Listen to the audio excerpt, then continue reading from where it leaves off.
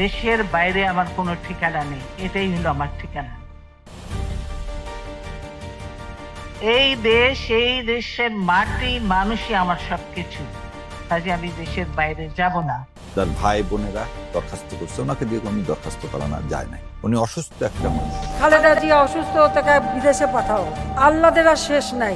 তাকে ট্রিটমেন্ট না করিয়ে দিনের পর দিন আলিয়া মাদ্রাসায় নিয়ে যাওয়া হয়। এই মরে মরে এই যায় তো বয়স তো 80-র উপরে, তো মৃত্যু সময় হয়ে গেছে, তার মধ্যে অসুস্থ, তো এখানে এত কান্দাকাটি করতে লাভ নাই। তাকে বলা হয় যে তার জেল হলো 5 বছর, এবং সেটাকে যে 10 বছর করে দিলেন সাজা বাড়িয়ে, তাকে পুরস্কার স্বরূপ অ্যাপিলেট ডিভিশনে নিয়ে যাওয়া হয়। পুরস্কার স্বরূপ অ্যাপিলেট।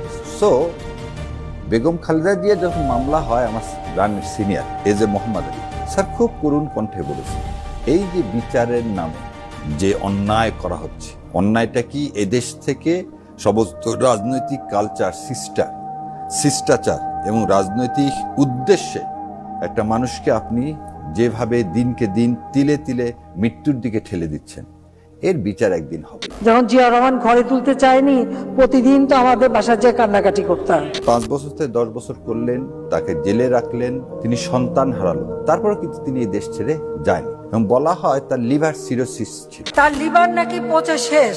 তো লিভার সাধারণত পচলে মানুষ কি বলে, সেটা আমি মুখ দিয়ে বলতে চাই না।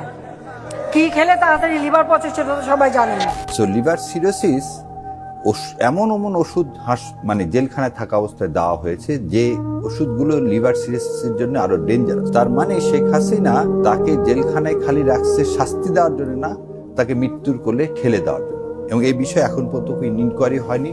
আমি সরকারের কাছে আমার ব্যক্তিগত বাংলাদেশের একজন সিটিজেন হিসাবে এই দাবি জানাই, এই ইনকোয়ারি হয়ে যারা যে বিচারপতি যারা এর সাথে জড়িত, তাদের সবার বিচার হল। 57 জন অফিসারকে হত্যা করলো, সেদিন হাফিজ হাসিনার এই ফোর্স কোথায় ছিল? কেন সে ফোর্স পাঠায় নাই? আসলে সে নিজেই জড়িত ছিল এই হত্যাকাণ্ডে। বেগম খালেদা জিয়া এমন একটা মানুষ, আপনার এই প্রশ্নের সাথে এটা রিলেটেড, ভাই যেটা বলছে সেখানে এটাও দরকার। এই কারণে তিনি কখনো নিজে মুক্তি চেয়ে কোনো দরখাস্ত করেন।